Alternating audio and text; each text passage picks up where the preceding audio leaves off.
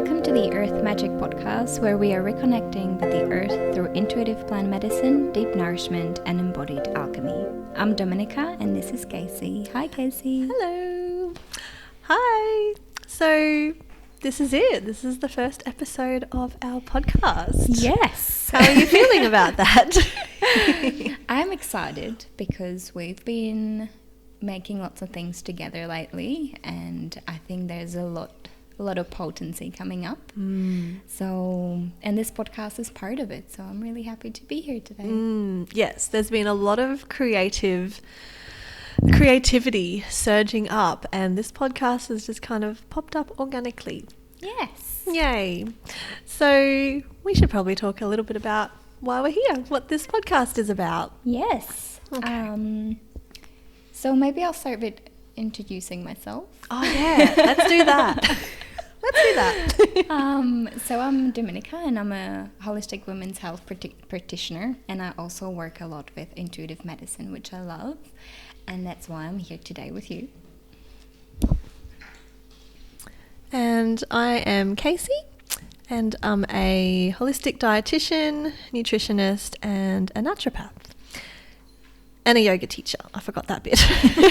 That's an important part of the one. I'm glad you think so. And we should just talk about what the podcast is about. So we really want to share what we have learnt so far about plants, and not just their kind of herbal medicine uses and how they can be used and what they're good for and their actions and their constituents. We want to go a little bit deeper with this podcast and share our experiences with plants as non-human yet very sentient beings. Yes. Would you say that's Yes. what we're here for? I think that's what we're here for. Cool. I think that even us two, we have really beautiful connection in that, and deep understanding that plants are just so beautiful, and there's so much depth to them. And then when we open up to that, there is so much healing that pours through, and it pours into our lives. So we kind of probably want to open that up a bit to the world and invite other people into these conversations and experiences as well. Yeah, that sounds really good, because the insight I've had from some of these plants, especially lately, which we'll get into in a bit, has been quite surprising and also a little challenging at times, but also really beautiful. And we'd love to share some ways with you, Yes. dear listener, of how you also can connect with plants on a deeper level. Yeah. Yeah. I think these are relationships that once you start growing them, they become really important part of your life, and you start realizing those interconnections with the environment that you live in. And I think that's so important in these times, because that's where, that the healthy environment grows from, is when everything is connected and in a harmony. And if us as people, we keep putting ourselves out of it, then the massive destructions just keeps going on, because we don't understand that we're ruining ourselves as well. So I think this is an important part of any education, the just being interconnected with other parts of life. Yeah. Yep. And that's something that, I don't know about you, Dom, but I've always stood for and understood on a kind of surface level logical way, because my brain is quite logical. But it's only since I've really started working with plants in this deeper way, and not just, learning about their, chemical constituents, or whether they've got alkaloids or, tannins or whatever in them, but really actually sitting with plants and, at the risk of sounding crazy, talking with plants and listening to plants. Yes. And it was only when I really started even just trying to do that, or having that intention to do that things really started to shift in my life, and beyond, far, far beyond the physical level of, oh, cool, I've taken some passion flower and now I feel sleepy, which is absolutely beautiful in and of itself. But on a more emotional and spiritual level. Yeah, definitely. Hmm. I think it's a approach to spirituality that can be really grounded as well, which is another important part. Like some groups of people can go really, not crazy, I don't want to say that word, but a little bit crazy about spiritual connections. But sometimes just that everyday life connections can bring so much more than one retreat somewhere that is like, ecstatic, and it's beautiful in itself. But that connection that is going for a long time is just much more supportive and also sustainable. Like, there's a part of sustainability in this as well. Absolutely. And that's really important, that accessibility, the sustainability. But the accessibility, I mean, you don't have to go on a retreat and pay thousands and thousands of dollars. In Costa Rica or, beautiful. But you could just step outside your front door and see the dandelion growing through the cement. If you can hear a cat in the background, that's Ouija. She's our podcast cat. Podcast cat. Every podcast needs a cat, right? But relating to plants this way is just so accessible, because unless you live in, I don't know, a concrete box, you're going to come into contact with plants and trees in your life, in your daily life, hopefully. And it just nature offers infinite opportunities for us to tap in and to witness and receive and give, actually, as well. Yes. I think giving back to the plants is another big part of this that is really important to mention, and then we can probably speak about some other time. But that reciprocity between us and nature and the plants, that's what grows the relationship. And I think, it's a really beautiful part of it as well. Absolutely. And it's not something necessarily that you get from, not to bash, like a herbal tincture or a supplement that you might buy, but it's not as easy, right, to form a relationship with a plant, with something that you're taking less mindfully. It can be done, for sure, but I think there's some beauty and magic to intentionally connecting. In the intention. Yeah. And then it can be anything. It can be the tincture as well, or whatever. It can be. But the intention is, as you say, a massive thing as well. Yeah, it's the intention that can start to shift things in non-ordinary ways, I think. Yeah. Yeah. Beautiful. Okay.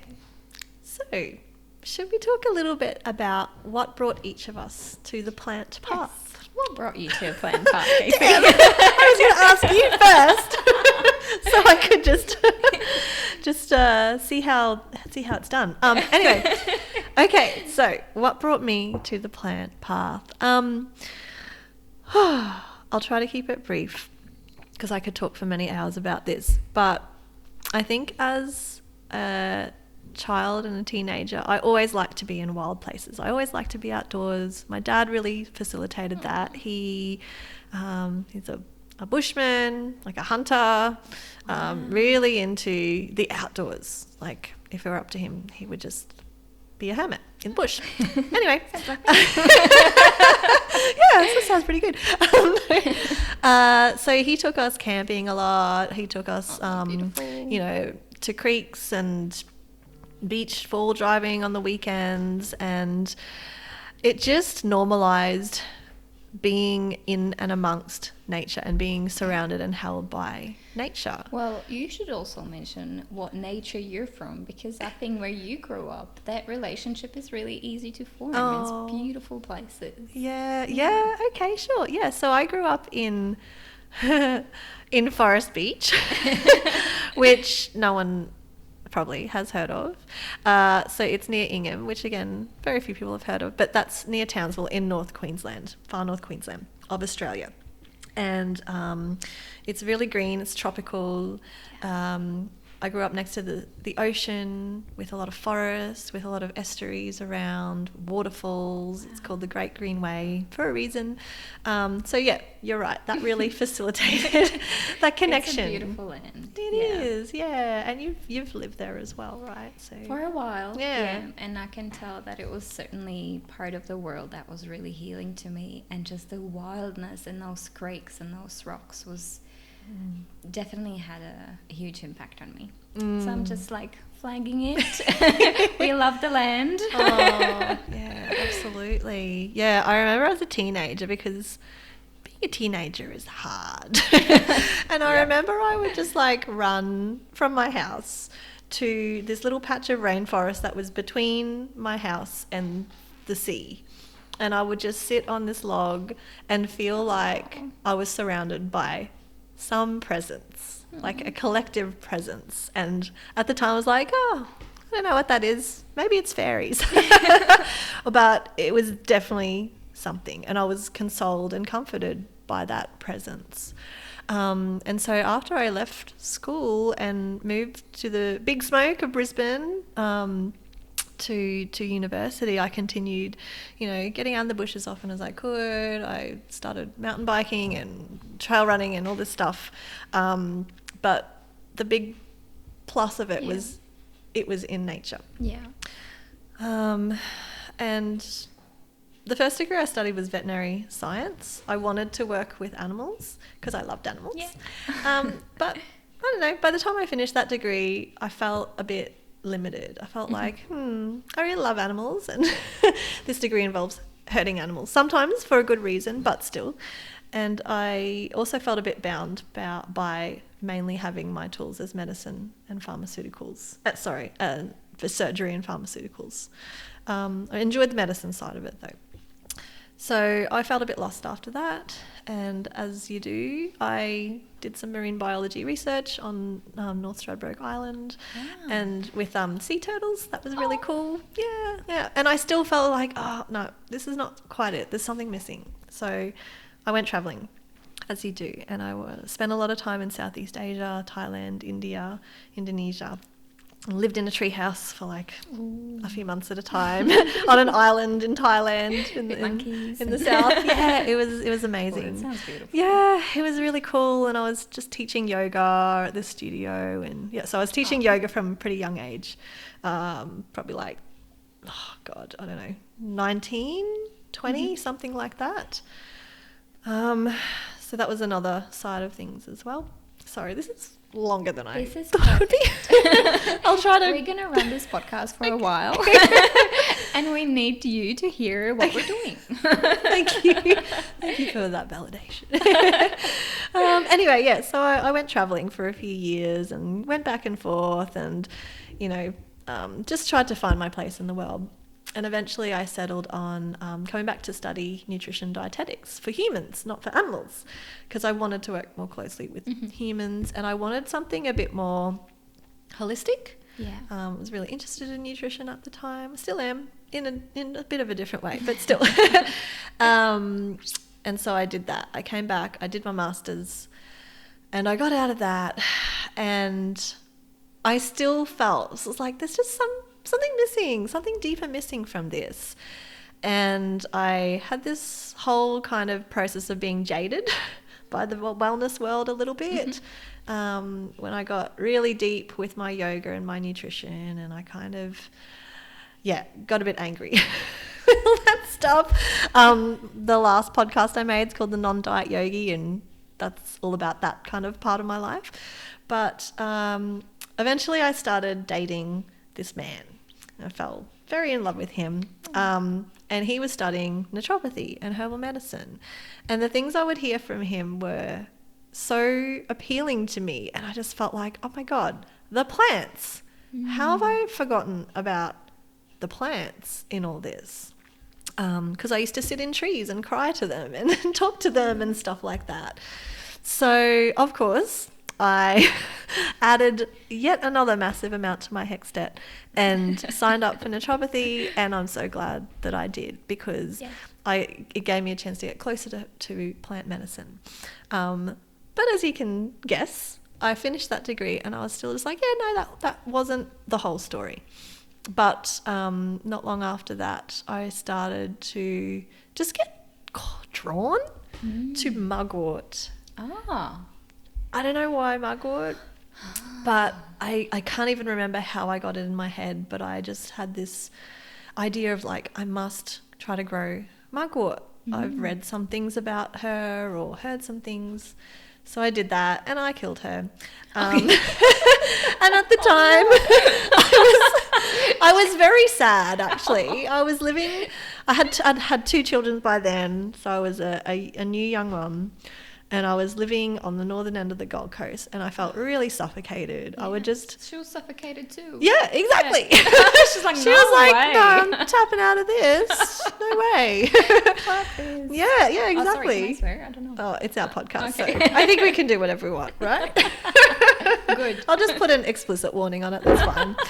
And yeah, so I would just walk the streets crying until we decided to move to the Sunshine Coast hinterlands and settle up here.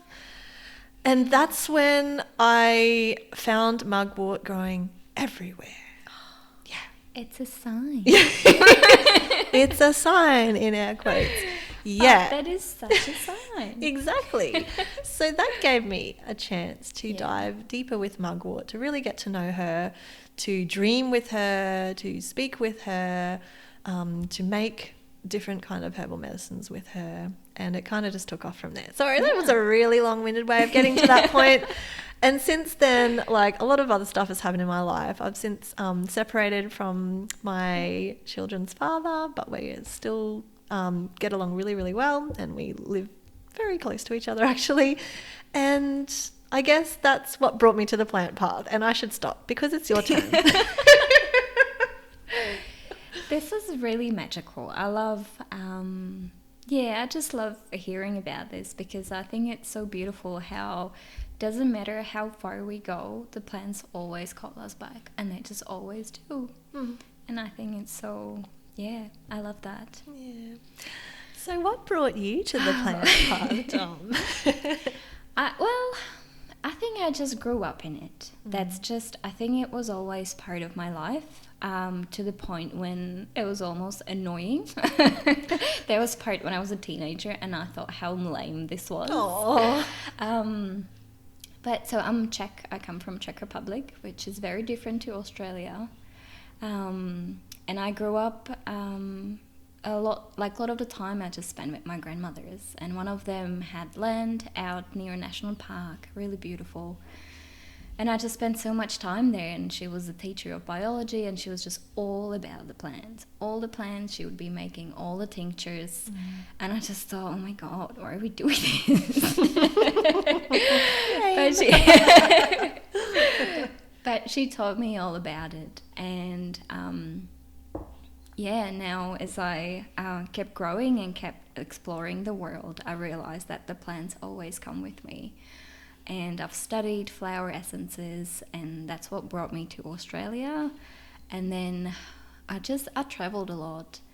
And yes, there were studies that I did, but I don't really see that as the most important part of kind of my education. I remember there was time when I decided to travel around Australia, and I just intuitively kept picking the places where I have to go. And they were random places. And one of them I chose was this Indigenous owned place in WA. That was really beautiful, and it's where I met my partner as well, that I'm still with. And that's when I've realized that even just meeting different parts of the land, of the country, is what can be teaching you about life. And I've really learned that there. I think there's a bit of a cat, crazy cat disruption. Cat losing her mind in the background. It's all good. But I think that's what really opened my mind to realizing how much I'm connected to that world of the plants and how much they're there for me. So learning from different parts of Australia. It was WA, and then it was far north Queensland as well. We visited and we lived there for quite a long time as well. And it was just the times when you just start seeing yourself from so many different perspectives, because everything that you've been taught about education and about who you're supposed to be in this world just starts falling away, and you realize how much sense it just doesn't make. And I was always really pushed into different types of studies by my family because they really wanted me to do well, and I think I just wanted to rebel a lot, and I was like, fuck this. I'm going to the other side of the world, and I just want to live the life that I want to live. And that was quite nomadic for a certain amount of time. And after about maybe 5 years of this, we settled in Conondale for some reason. And I found Casey. And I found Casey through plant spirits. Yeah. I was journeying with Amanita at that time. Amanita muscaria, which is a beautiful mushroom. That turned my life upside down and just ripped it all up. And it wasn't gentle, and I was in shambles, and I found this naturopath that's making Amanita essence, and I came and I was almost in tears. I was like, can you please help me, because my nervous system is fucked.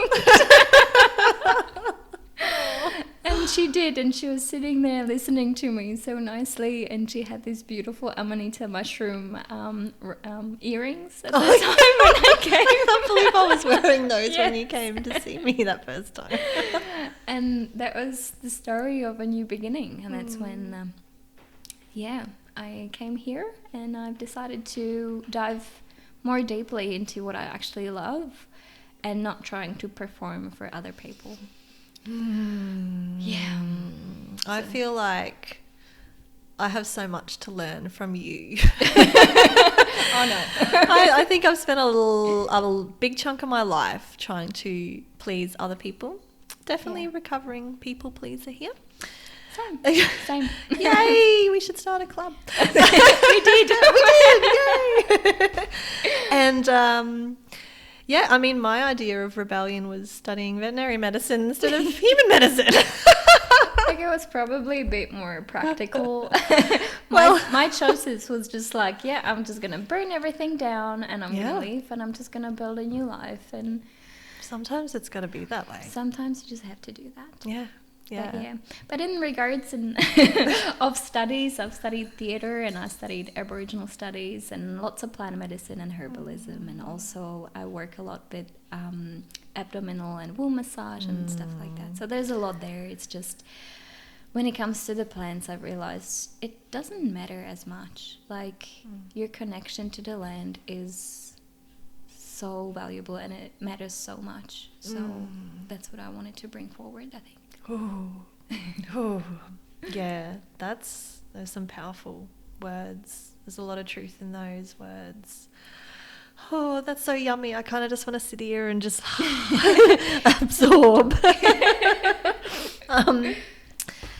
Yeah, our connection to the land. It's so obvious, yet it's so underrated somehow.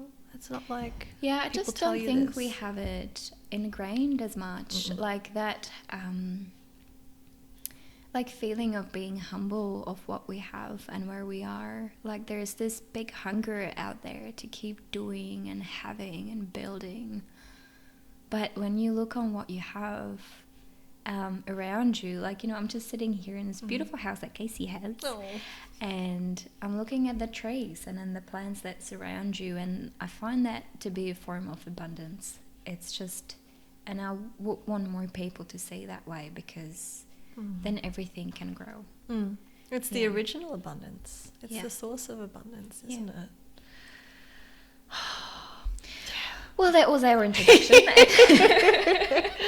I think that was good. I think we did pretty good with that. I think that's that. Yay. And the next thing that we might have wanted to mention was, why are we here today? What we want to actually talk about today. Yes, and you're looking at me. So I guess it's my turn to talk about that. So we're here today to talk and go into a little more depth about poisonous plants, or what we've termed shadow herbalism. I don't think we came up with that term. I'm pretty sure it's been around before that. But Yeah, I that's think what we're shadow gonna- herbalism is one path that some people are choosing to take. It's certainly might be a little bit edgy, and there are ways to do it safely, and I think that's what we came to, because we've tried. We've got burned a couple times, and now we want to tell you how to enjoy the benefits and not die on the way. Not dying is a definite plus. Yeah, so shadow herbalism. I mean, at least my understanding of this is that it is kind of a conglomeration of a few different traditions. So there's an element of folk herbalism where there's this appreciation of the land and of making that earth connection and of using our hands and really building personal relationships, not just with the plants we're working with, but with our own bodies, with the earth. And I mean, they're all kind of one and the same, right? But these different components, really. And then the shadow herbalism. So the shadow element. I've got a cat on my lap, so if you hear purring, that's why.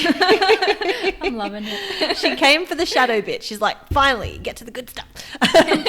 Yeah, so the shadow aspect, at least from what I understand, some of that comes from Jungian psychology, where Carl Jung, his life work was talking about exploring the shadow side and how we derive insight from that to, make things better, basically.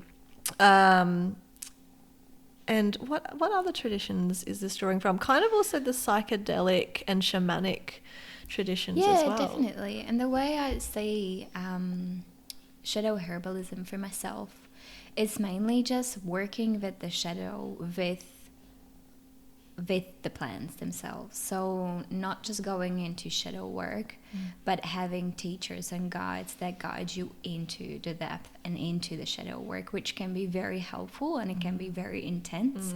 And you really have to know how to do that, or you have to, there's a lots of intention is one part of it, but also just being aware that you're stepping into a place where it can be a little bit dangerous, but you can learn a lot about yourself and you can learn a lot about the plants. Absolutely. So there have been a few plants that we've met that way, haven't we?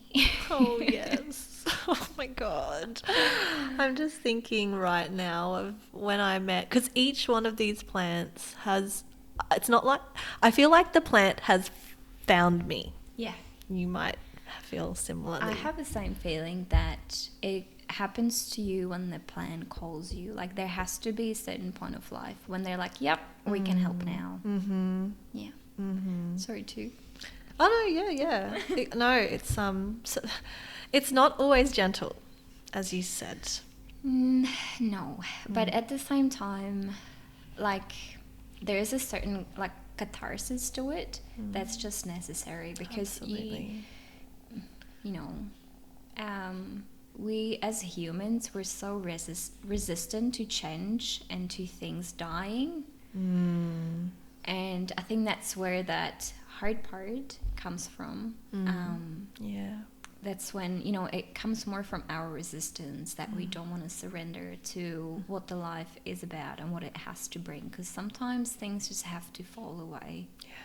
And we just don't want to let them to. Oh my God. It's really hard. Maybe we can edit this out, but I feel close to tears as you say this. I'm thinking of when I met Datura. Yeah. And I met her when I was maybe 12 weeks pregnant. Yeah. Not that long ago, maybe 6 months ago. And I think by that stage, my baby had already died. But I didn't know it. I should probably put a trigger warning at the start of this episode. Or edit this out. But I had been wanting to meet Datura for months and months before that happened. We were even talking about that. Yeah. And I met her then, and a few days later, it was very evident that I had miscarried. Yeah. And yeah, everything you just described about letting go, even when you don't want to. Yeah. Accepting transformation, death, change. Yeah, that was a big one. Yeah. But yeah. No, it's definitely such a lesson. And I just feel there's so much potential in the plans being with you in that moment, even though it can feel more intense. But they just kind of lead you on that way that you don't want to go through, or you maybe don't even know how to. Like, we don't have traditions around holding other people when they miscarry, when they lose their parents, when they lose their kids. Like, it's just so missing in the culture. But there's still these plans who have the knowledge how to take you through to the other side. But it can be a little bit, difficult, because you have to look at things that you didn't want to look at for a really long time. Yeah, I had to do that. And it was really not comfortable. Yeah, it's not comfortable at all. But on the other side of that, I felt a lot of acceptance and grace. Yeah. And I really do attribute at least part of that to working with Datura around that time. And even after I had miscarried, I continued to work with an essence of Datura, flower essence, so the vibrational medicine. And yeah, a lot of stuff happened. But basically, I felt really supported by doing that. Yeah. Yeah. So, Dominica, I'm wondering if there are any little personal or big personal experiences you would like to share with any of these poisonous plants. Yes, I think so. I like how you're sharing about Datura and how they just come at that right time. I remember the moment when I got interested in Datura, even though we spoke about her a few times. I just was never like, oh yeah, sounds cool. But then recently my grandmother passed away, and it was really difficult because I couldn't go and, attend the funeral, or I couldn't go and see her on her last days, even though we knew they were last days, because of the distance. And then one day I just got a message from my mom saying that my grandmother passed away. And it was on a day when we decided to hang out. We had a plan, and I was like, well, I'm not cancelling anything. Aww. And I think I needed some presence of someone beautiful in my life. So I came over and we were hanging out, and I didn't say anything for a while. And then we went into your garden because you do have Datura planned. And we were just looking at her, and you were sharing some stories about her. And she had a seed pod on her. She had 2 seed pods, actually. And I was like, oh, yeah, it looks cool. I like this plant. Oh, maybe let's get the seeds. And you, at that point, you had respect. I was just being like, oh, la, la, la, whatever, let's get some seeds. I thought, this lady's brave. I've been just too scared to really touch her. No, I was just being silly. Experience. So we gathered the seeds, and I was holding, I don't know, maybe you gave me 10 or 20. You gave me like a bunch of seeds. And we're standing in your garden just holding them. And it was after I started holding the seeds when I could actually tell you what happened the day. And, we were talking about the passing and my family stuff, and it was just really interesting. And that's when I felt like I started to connect to the power of that plant, and took the seeds home. And I felt like I needed some support. So I had this great idea that I'm because I really enjoyed the seeds, that I'm going to sleep with them. And I took 3 seeds and I put them under my pillow. For a few nights I had that, and I was really having these interesting dreams, and I was just processing all the emotions that were coming up for me. And at one point, at the same time, I was also using Amanita cream that I was putting on my heart, because Amanita is a beautiful ally for any heart-related things. And it was a mushroom that I've been building connections with at that stage for about a year. So I knew exactly how the support can come from it. And it was just so supportive, and I was just putting this beautiful cream on, and I was just saying my little prayer. And at one point I was like, yeah, let's include the Datura seed. That's a great idea. So I took that seed and I put it on my heart. It was 1 seed.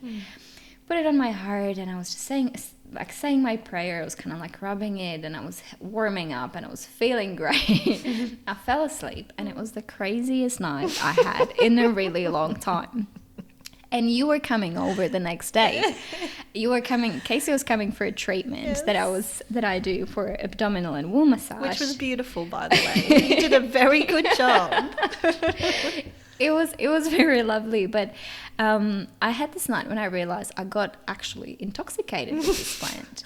And then I've seriously, from one seed that was able to transfer through, whatever cream I had. It was like an oil kind of thing, like a salve, into my heart. And that was fun. I had a really fun night. I was very thirsty, and I was just in these spaces where, like, all the visions were just so real. Like, it felt like I was just stepping through different different dimensions, and I was just it was all connected to death. And it wasn't just death of my grandmother, but there was a friend that I had when I was 13 years old, and she died. I don't know if she committed suicide or not, but when she was 15 she fell out of a window. It was very early for a death like that, and especially for me being 13, I didn't really know how to process it, and my mom wasn't really helpful with that. And I remember how we, went to the funeral and just went through this whole awful, this whole lunch after, when, it's just so hard when someone so young dies. And the memories from that started coming up through that night, and I just was feeling like I was attending those different funerals and stuff like that. It was very weird. But then I woke up the next day and I realized that I actually got a little bit high on the plant by accident. And that's when I've learned that the way that you work with these plants is really important. You really have to stay safe. I wouldn't definitely recommend it, or I wouldn't do it again. But then I've learned the safer ways to work with Datura, and she's a very powerful plant. And then over the next few weeks, she was another ally that was helping me through this whole death. And it was teaching me a lot about, like the power in the female lineage and all the crooks and nooks that are not so healthy. And she was just showing me that really, really deep shadow of the lineage that it was not easy to process. Like, it was like a mirror that she gave me when you're like, oh, fuck, this is not nice. Like, there's some nasty things there. Yeah. But like, once you process them, they're also beautiful. It's not like one or the other, and there's definitely no shame, but there's things that you really have to look at once you get into those plants. Yeah. So, yeah. Yeah, that's right. It's like, well, you've opened the door now, so in we go. It was also the Datura seed that was kind of whispering at me one night. Because I really wanted to do a workshop with Casey. I was like, yeah, let's do something fun. Casey's nice. Like, let's have some fun. And there was these Datura seeds behind my, on my shelf, just behind me, like, just do poisonous plants. Do poisonous plants. I'm like, really? How are we gonna Why doesn't that surprise me about Datura? Do the poisonous plants. I'm like, okay. And I was like, oh, that sounds exciting. So then I think a few days later, I went to your beautiful yoga class. Oh. And I was like, yeah, let's do poisonous plants workshop. And you got excited. Like, yes. Fuck yes. Why would we not do that? And then the shit show started.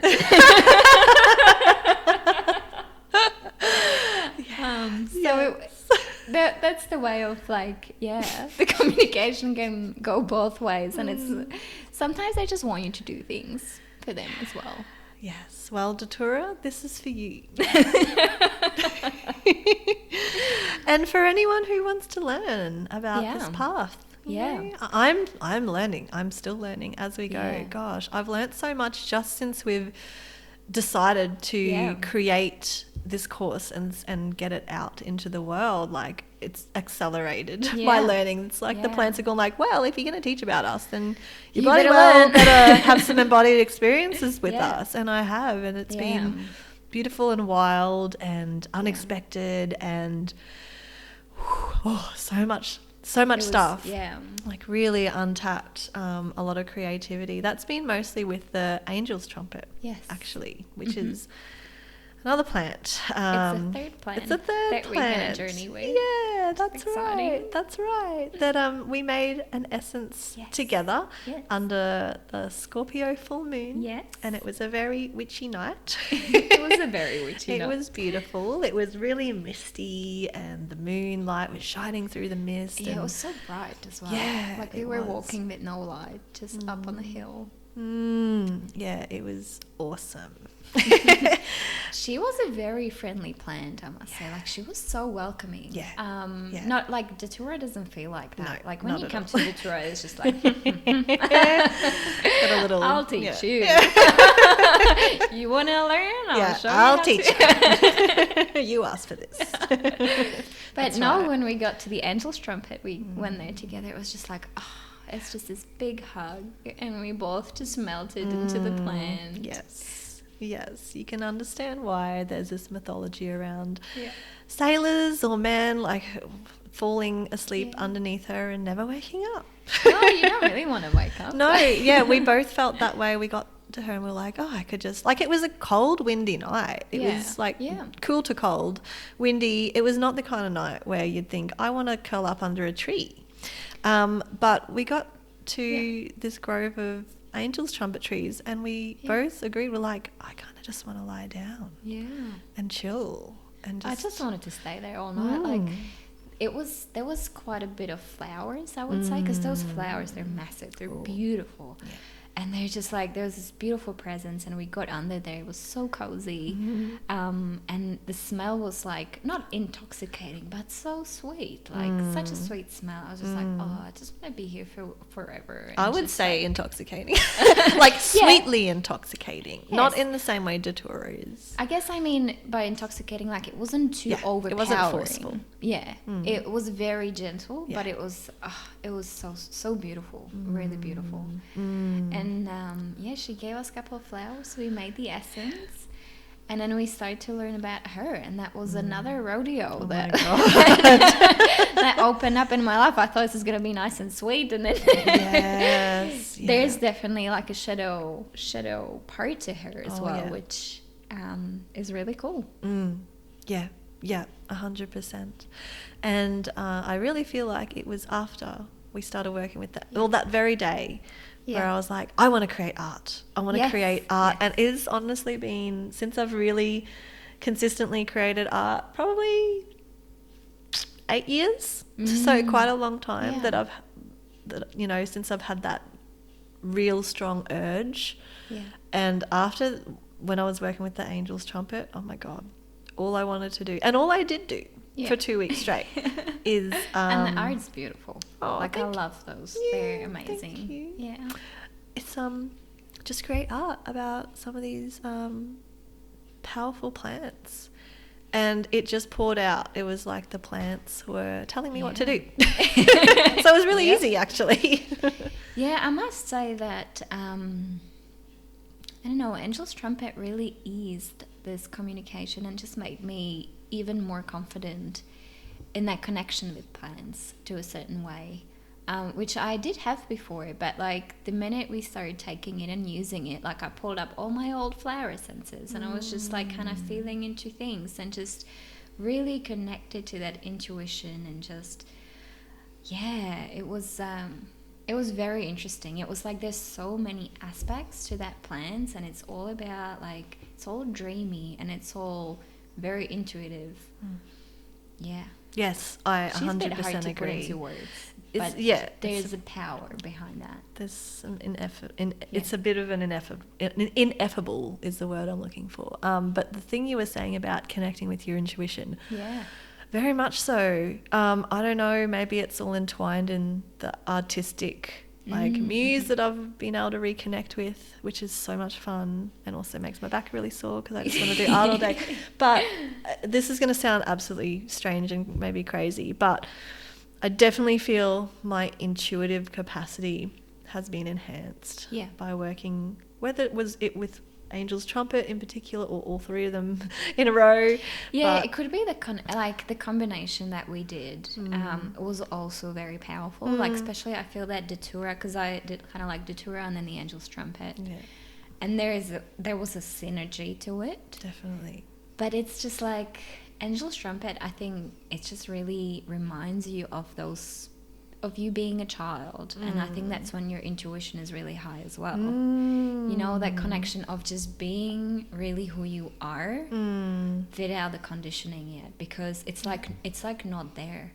And I had other really interesting times when, because I would be taking the Angel's Trumpet every night, and it was in the really midst of like my grandmother dying and waiting for the funeral and waiting to hear from my mom and how she's going. And as I was taking it, I had these really long sleeps, but I also had really vivid dreams, and it felt like at night I was just being there. Like I just walked through and I went to my grandmother's place and I was with my family in that spirit world. And I know that probably sounds insane to people, but it felt so real. Like I would be waking up and I knew exactly when the funeral was, even though I didn't know the date. Wow.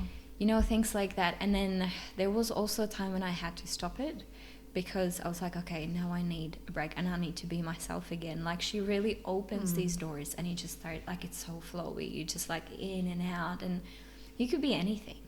You could honestly connect to anything you want, which probably should be used responsibly, and there's a, you know, certain part to it. I don't know if she would open that to anyone or just some people, but yeah, that was certainly a big part of her as well, her medicine. What an incredible experience and a way to get to know her. I was just going to say, when I go out on the front porch looking for the cat, I have a sense of where she is. Yeah, and that's just intuitively, which I haven't really had before. Yeah. I can just feel if I'm still for a moment. Because you can start feeling your people and animals and beings. Yeah, and animals. I think that's what it is, like feeling into those connections, because we're much bigger than just your human body. Like your being is so much bigger. It's, you know, the energy stretches out, and that's how you connect with the plants. It's through that field. So maybe it just enhances that, like strengthens that etheric field of knowing. Witchy poo-ness. The witch part. Yes. The witch senses. Yes, pretty much. Oh. Yeah, wow. Well, Yeah. thank you so much for sharing that. That's huge. And that, it's still, I find it so incredible, those experiences. You have all those essences packed up. Yes. And ready to ship. I do. So if anyone is interested in enjoying these plans in any ride and doesn't feel like they want to do the course, there's definitely other ways to do it, which is the essences that you can get on Casey's shop, which we will put a link to it in the show notes. Thank you. And then our course will be running from the 23rd of July. It will be a 6-week course. That takes 2 weeks with each one of those plants. So we will be starting with Amanita. We will continue with Datura and close it off with Angel's Trumpet. In those 2 weeks, we will do a long live session when we will be talking about all the teachings from all perspectives. And we will be covering the chemistry and the more practical things. And we will also be teaching the plant spirit communication. There is an option to add the flower essences to it, which I think is beautiful. Yeah, those essences are beautiful, and it would really enhance the teachings and whatever you're going to learn. And then, we're going to close it off, and hopefully people will have a beautiful transformation. Well, I'm glad that I've been through this journey with you, actually. Certainly. Like, it's been wild. Yeah. And I also feel, as you say, like, I'm really glad I've done it with you. It's so much nicer to be held in that time by someone who understands that you accidentally got high on the tour last time.